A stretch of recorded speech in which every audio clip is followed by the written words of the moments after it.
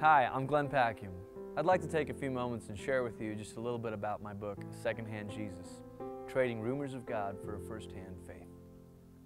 You know, we live in a culture of experts. Just about anything you need help with, you can find an expert in that field. Someone to fix your car, tell you how to invest your money, trying to figure out why Windows is crashing on your PC again.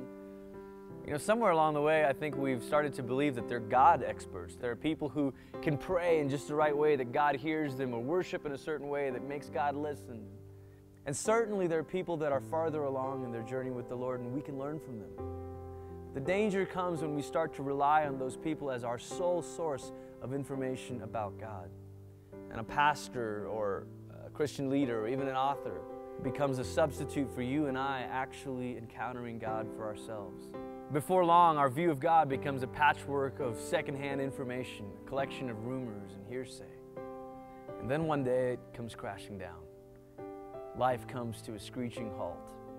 We find that our view of God is too thin to sustain us in our moment of crisis. We're faced with a choice.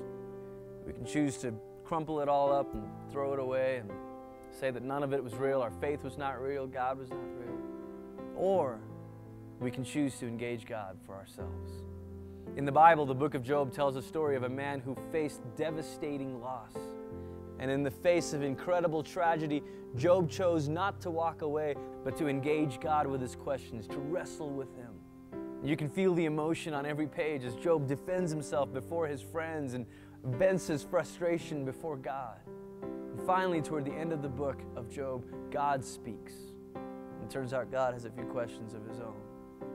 And when He's done, the Message translation records Job as saying with surrender, "Okay, I admit, I once lived by rumors of you, but now I have it all firsthand." See, our wrestling with God doesn't always produce the answers to our questions, but it will produce in us a firsthand faith. This book, Secondhand Jesus, is about uncovering some of the rumors of God that we've believed, the secondhand information that we've relied on, because we've declined a firsthand knowledge of God.